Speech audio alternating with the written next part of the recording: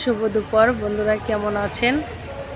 দেখেন আমারই বাসার সামনে একটি আম গাছটা আমার অনেক 2 বছর পর্যন্ত অনেক সুন্দর আম হয়। আমার আব্বু 19 সালে মারা গিয়েছে, তার 1 বছর আগে গাছটা লাগিয়ে গেছে।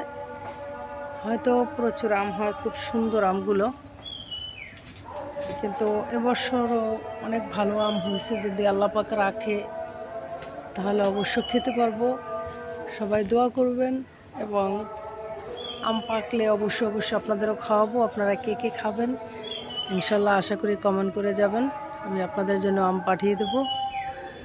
তবে কথা হলো, আমরা এক বন্ধু আর এক বন্ধুর পাশে থাকবো, এটাই আমাদের আশা, এটাই আমাদের প্রত্যাশা।